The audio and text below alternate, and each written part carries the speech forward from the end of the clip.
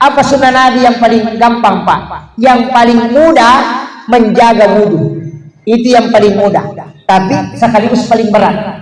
Orang yang menjaga wudhunya itu harus dijaga malaikat. Saya punya satu amalan, Pak. Alhamdulillah pernah dapat berkahnya. Mudah-mudahan Allah istiqomahkan itu bisa.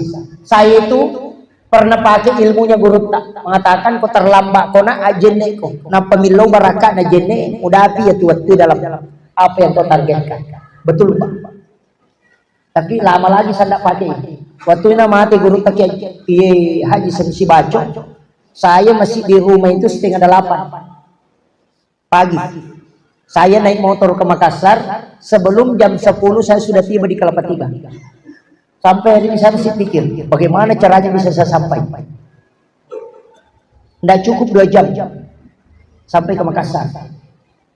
Saya tidak pernah itu, tapi itulah berkahnya wudhu.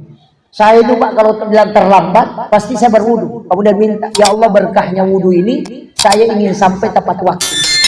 Insya Allah. Makanya kalau orang mau pergi terlambat ini, wah sudah, pakai itu. Insya Allah. Bisa itu. Itu wudhu itu, Pak, luar biasa berkahnya. Makanya kalau mau jalan, pakai wudhu. Supaya apa? Tidak ada pencopet yang orang itu selamat. Makanya sahabat Nabi tidak ada sejarahnya dihadang kalau pergi sholat subuh. Padahal di situ paling ganas keadaan waktu itu. Sholat subuh dan jalan kaki 2 jam baru tiba di masjid. Tapi tidak ada sejarahnya dihadang di tengah jalan. Kenapa? Karena wudhu. Makanya pelihara wudhu kalau mau selamat.